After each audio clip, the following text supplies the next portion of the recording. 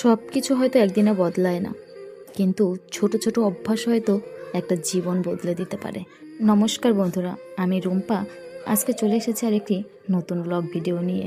দূরে কাছে যে যেখান থেকে ভিডিওটা দেখছো, আশা করি সবাই ভালো আছো, আর তোমাদের আশীর্বাদে আমিও ভালো আছি। জানো তো, আজকে আমি ভিডিও করতাম না। আমার আগের ব্লগটার ভিউজ দেখে আমার মনটা একদমই ভেঙে গেছিলো। ভেবেছিলাম আর ভিডিও আমি করব না। তারপর আমি নিজেকে বোঝালাম, হয়তো আজকে আমার ভিডিওতে ভিউজ নেই, কিন্তু এই ভিডিওর জন্য আমি নিজেকে কতটা পরিবর্তন করেছি। আমার অগোছালো জীবনটাকে গোছাতে শিখেছি। এই যেমন খুব সকালে ঘুম থেকে ওঠা, ঘর বাড়ি গুছিয়ে রাখা, ঘরটাকে সুন্দর করে সাজিয়ে রাখা, এগুলো কিন্তু সব অভ্যেস আমার ভিডিওর জন্যই হয়েছে। জানো তো, যখন আমি ভিডিও করা শুরু করেছিলাম তখন কিন্তু আমি এত সিরিয়াসলি নেইনি ভিডিওটাকে, কিন্তু আস্তে আস্তে ভিডিওর প্রতি আমার একটা ভালোবাসা চলে এসেছে, আর এখন এটাই আমার স্বপ্ন হয়ে দাঁড়িয়েছে। আমার না এতদিন সিংহাসন ছিল না। আসলে আমার ঘরের জায়গা এতটা কম যে একটা সিংহাসন বসানোর মতো জায়গা আর নেই। তার জন্য সিংহাসনটা এনে কিন্তু জানলার উপরেই রেখেছি। আর এদিকে দেখো ঠাকুর কোথায় রেখেছি, শোকেসের উপরে। কি করব বলো, জায়গা যদি না থাকে। তবে বেশ কয়েকদিন হলো এখানেই পুজো দিচ্ছে। আসলে বাড়িতে আমাদের মন্দির আছে, যে কারণে ঘরে কিন্তু ঠাকুর রাখিনি, কিন্তু আমার মা বৃন্দাবন থেকে একটা রাধাকৃষ্ণের ছবি এনে দিয়েছে আর বলেছে এটাকে ঘরে রেখে সন্ধেবাতি দিতে। তো সেই কারণে আপাতত শোকেসের উপর রেখেছিলাম।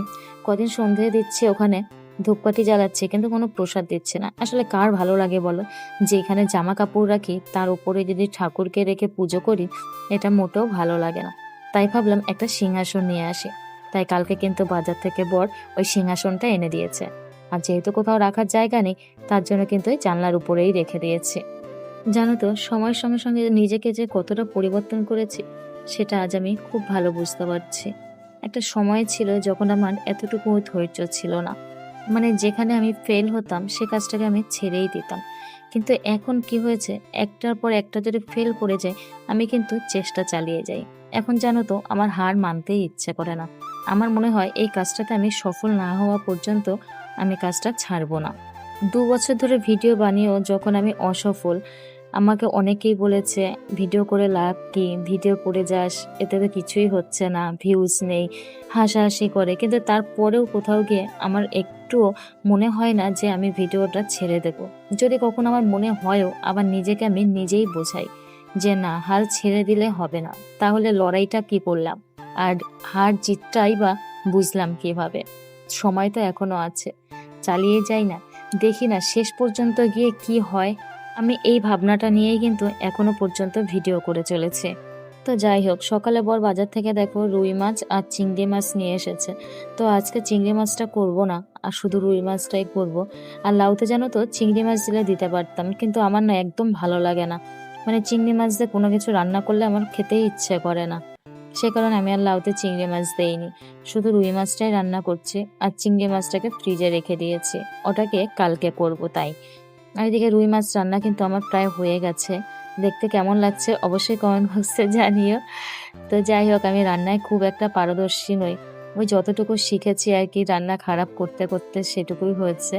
একটা কথা কি জানো তো, আমার না নিজের হাতের রান্না খেতে একদম ভালো লাগে না। আমাকে যদি কেউ কোনোরকম ভাবেও যা কিছু রান্না করে দেয়, আমার কিন্তু সেটা খেতেই বেশি ভালো লাগে। তো রান্না হয়ে গেলে কিন্তু আমি এদিকে চলে এসেছিলাম পুকুর পাড়ে। আসলে অনেক দিন হয়ে গেছে কাঠ নেওয়া হচ্ছে না, আর কাঠগুলো যেহেতু বৃষ্টিতে ভিজে গেছিল, সেই কারণে পুকুর পাড় থেকে নেওয়া হয়নি। তাই আজকে দেখলাম কাঠগুলো ভালোই শুকিয়ে গেছে, তাই ভাবলাম যে কাঠগুলোকে গুছিয়ে ঘরে নিয়ে যাই। তোমরা এমন অনেকেই আছো যারা আমার মতো অনেক দিন ধরেই ভিডিও বানিয়ে যাচ্ছ, কিন্তু ভিডিওতে ভিউজ নেই, ভাবছো হয়তো ভিডিও করা ছেড়ে দেবে, হয়তো তোমাদের দ্বারা কিছুই হবে না।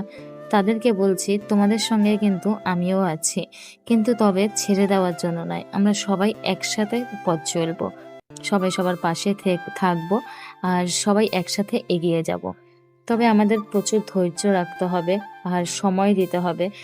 একটা কথা সবসময় মনে রাখবে, জীবন কিন্তু একদিনে বদলায় না, তবে একদিন কিন্তু জীবন বদলায়। এদিকে কাঠগুলোকে সব আবার ঢেকে রেখে দিলাম, যেহেতু বৃষ্টি আসতে পারে। তো যতটা পারা যায় আর কি, যাতে বৃষ্টির জল না লাগে। তো পুরো তো আর ঢাকা যায় না, যেটুকু ঢাকা গেছে ওটুকুই আর কি একটু সেফ থাকবে। তো তারপরে দেখো পুকুর পাড়ে একটা ডুমুর গাছ একদম সরু, সেটাতেও কত সুন্দর ডুমুর হয়েছে, কিন্তু নিচের দিকে বেশি নেই, সব ডুমুরগুলো ওপরে হয়েছে। তো তার জন্য নিচে যেটুকু ছিল ওটাই ছিঁড়ে নিয়ে আসলাম। আমি কথা খুব একটা গুছিয়ে বলতে পারি না, তো আমার যদি কোনো কথাই তোমাদের খারাপ লেগে থাকে বা আমি যদি কোনো ভুল বলে থাকি তাহলে ক্ষমার দৃষ্টিতে দেখো, আর আমাকে অবশ্যই ভুলটা ধরিয়ে দেওয়ার চেষ্টা করো। আমাদের আম গাছগুলোতে জানো তো অনেক আমের বোল হয়েছিল, কিন্তু একটা গাছও আম হয়নি। তাই আমি দেখছিলাম যে গাছগুলো পুরো ফাঁকা, একটা আমও নেই গাছগুলোতে। তারপরে পুকুর পাড় থেকে কিন্তু চলে এলাম আমাদের এই বাড়িটাতে। আর এখানে আমার শাশুড়ি মা অনেক রকম চাষ করেছে, ছোট ছোট গাছ জন্মেছে, তার মধ্যে সবসময় নোংরা করে রাখে, মানে বাচ্চা কাচ্চাগুলো এখানে খেলতে এসে সব নোংরা করে রাখে। তাই একটু এই জায়গাটাও ঝাঁট দিয়ে দিলাম। তো যাই হোক বন্ধুরা, ভিডিও শেষ পর্যায়ে চলে এসেছি। তোমরা আমার পাশে থেকো, কারণ তোমাদের ছাড়া কিন্তু আমি কিছুই না, আমি একদমই এগোতে পারবো না। তো যাই হোক, ভিডিওটা তোমাদের কেমন লাগলো অবশ্যই কমেন্ট বক্সে জানিও। আর দেখা হবে আবার নেক্সট ব্লগে। ততক্ষণ ভালো থেকো, সুস্থ থেকো।